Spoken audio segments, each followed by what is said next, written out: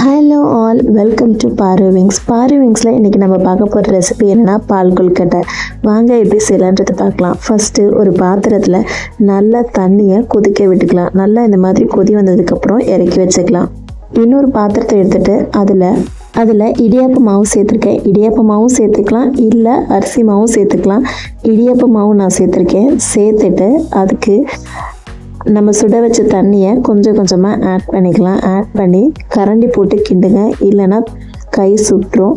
இதுக்கு தேவையான அளவு உப்பு சேர்த்துக்கலாம். உப்பு சேர்த்துட்டு இதை நல்லா கலக்கலாம். நல்லா கெட்டியாக வர வரைக்கும் நல்லா கலந்து எடுத்துக்கலாம். சுடு தண்ணியை நிதானமாக பார்த்து ஊற்றுங்க. கொஞ்சம் கொஞ்சமாக தண்ணி ஊற்றி நல்லா கிளறிக்கலாம். நல்லா இதை கெட்டி பதம் வர வரைக்கும் நல்லா கிண்டிக்கலாம். நம்ம இடியாப்பத்துக்கு எப்படி புளியுமோ அந்த கன்சிஸ்டன்சிக்கு எடுத்துக்கலாம் மாவை. நல்லா இதை கலந்து விட்டுட்டு எடுத்து வச்சுக்கலாம். இதை ஒரு 5 நிமிஷம் நல்லா சூடு ஆறுற வரைக்கும் இதை நம்ம ரெஸ்ட் பண்ண விட்டுக்கலாம். ரெஸ்ட் பண்ண விட்டுட்டு அடுத்தது இன்னொரு பேன் எடுத்துக்கலாம். இன்னொரு பேன் எடுத்துகிட்டு அதில் நம்ம வெல்லத்தை நல்லா பொடிசாக நறுக்கி இதோட சேர்த்துக்கிறோம்.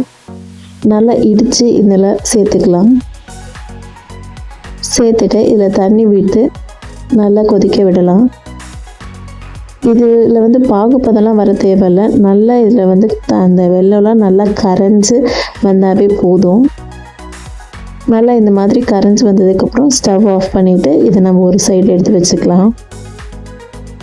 எடுத்து வச்சுட்டு நம்ம ஆல்ரெடி பிசைஞ்சு வச்சுருக்க மாவை சின்ன சின்ன உருண்டையாக உருட்டி எடுத்துக்கலாம். இது நம்ம தேவையான அளவு உருட்டிக்கலாம். சின்னதாகவும் உருட்டிக்கலாம். அதே நேரத்துக்கு நமக்கு என்னென்ன சைஸ் வேணுமோ அது மாதிரி செஞ்சுக்கலாம். என்னென்ன ஷேப்பில் வேணும்னா கூட செஞ்சுக்கலாம். நான் ரவுண்டாக கொஞ்சம் நீட்டமாகவும் கொஞ்சம் ஓவல் ஷேப்லேயும் நான் செஞ்சு வச்சுருக்கேன். நமக்கு விருப்பமான ஷேப்பில் நம்ம இதை செஞ்சுக்கலாம். இந்த மாதிரி எந்த ஷேப் வேணுமோ செஞ்சு எடுத்து வச்சுக்கலாம். நான் எல்லா மாவையும் இந்த மாதிரி செஞ்சு எடுத்து வச்சுருக்கேன்.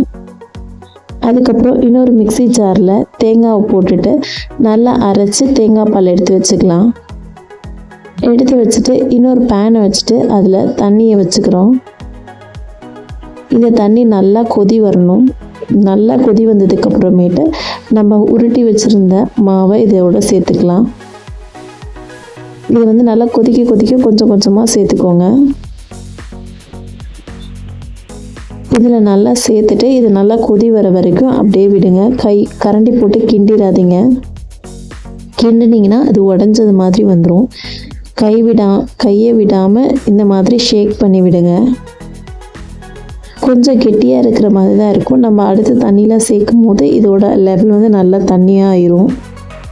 நல்லா இந்த மாதிரி தண்ணி கொதித்து இந்த மாதிரி பால்ஸ் மேலே வந்துடும். அப்போது இதோட இன்னும் கொஞ்சம் 2வது தேங்காய் பால் நான் எடுத்து வச்சுருக்கேன். அதை இதோட சேர்த்துக்கிறேன். சேர்த்துட்டு இதை லைட்டாக கிண்டி விடுங்க. லைட்டாக கிண்டி விட்டாவே போதும், ரொம்ப கிண்டி விடாதீங்க.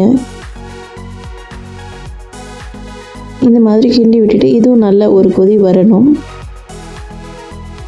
நல்லா இது ஒரு கொதி வந்ததுக்கு அப்புறமேட்டு ஒரு 3 ஏலக்காவை நான் இடித்து இதோட சேர்த்துக்கிறேன்.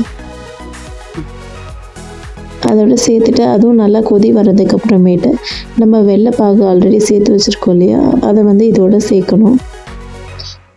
வெள்ளைப்பாகு இதோட சேர்த்துக்கலாம். நான் வடிகட்டி அப்படியே டைரெக்டாக சேர்த்துக்கிறேன். நான் வெள்ளைப்பாகு கொஞ்சம் தண்ணியாகவே, இன்னும் கூட கொஞ்சம் கெட்டியாகவே நீங்கள் யூஸ் பண்ணிக்கோங்க. நான் கொஞ்சம் தண்ணியாகவே கரைச்சிட்டேன். அதே சேர்த்துட்டு இதை நல்லா ஒரு தடவை லைட்டாக கிண்டி விடுங்க போதும். இதுவே நல்லா தண்ணியாக இருக்கிற மாதிரி இருக்கும். அதுக்கப்புறமேட்டு இன்னொரு கப் எடுத்துகிட்டு அதில் ஒரு 2 டேபிள் ஸ்பூன் அரிசி மாவு சேர்த்துக்கோங்க.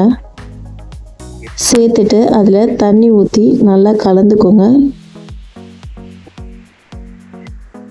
தண்ணி ஊற்றி நல்லா கட்டிப்படாமல் கலந்துட்டு அந்த கலவையை இதோட சேர்த்துக்கோங்க.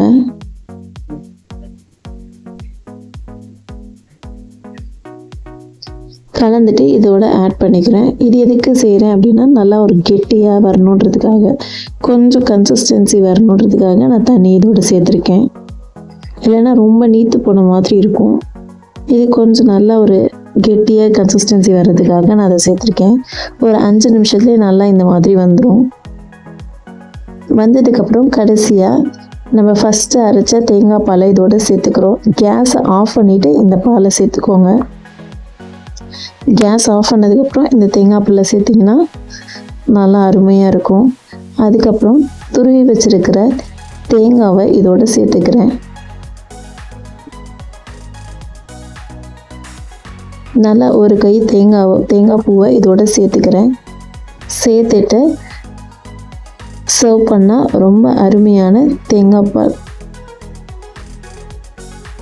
கொழுக்கட்டை ரெடி ஆயிரும். இதை அப்படியே சர்வ் பண்ண வேண்டியதான். செஞ்சு பார்த்துட்டு எப்படி இருந்துச்சுன்னு கமெண்ட் பண்ணுங்கள். தேங்க்யூ ஃபார் வாட்சிங்.